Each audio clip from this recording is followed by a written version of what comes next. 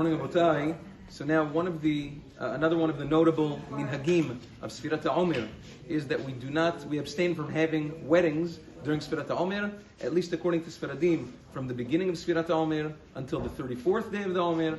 According to Ashkenazim, there's different minhagim. Some hold from the beginning until the 33rd, some hold from after Rosh Chodesh until the end of the Sefirah, different minhagim.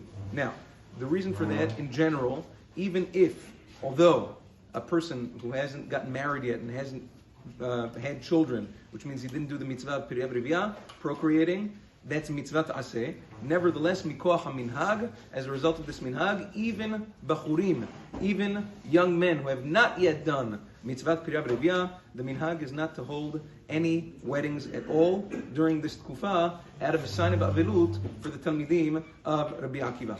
Nevertheless, Maran Zechron Bracha writes in Chazon Ovadia that for a person who hasn't done Pirya Brivia, which means he has a mitzvah aseh on him to procreate, if there's any sort of she'at dachak, if there's any kind of reason, any kind of extenuating circumstance that requires him to get married during this period of Sefirat HaOmer before the 34th day of the Omer, he says you can rely on Aikar Adin, rely on the letter of the law that permits Pri Chadash, and many other poskim say that it's mutar anyway. So if you have to rely on the letter of the law and get married, a person may do it. It's not the minhag, but if there's some sort of need, whatever it is, the Mesader Kiddushin has to make that judgment call that it's a real need, an extenuating circumstance. In that case, they are allowed to get married during Sefirat HaOmer, although usually you don't have it. And then, not only that, it becomes like any other Seudat Mitzvah. You can have music and dancing at that wedding, because according to Sfaradim, like we said the other day,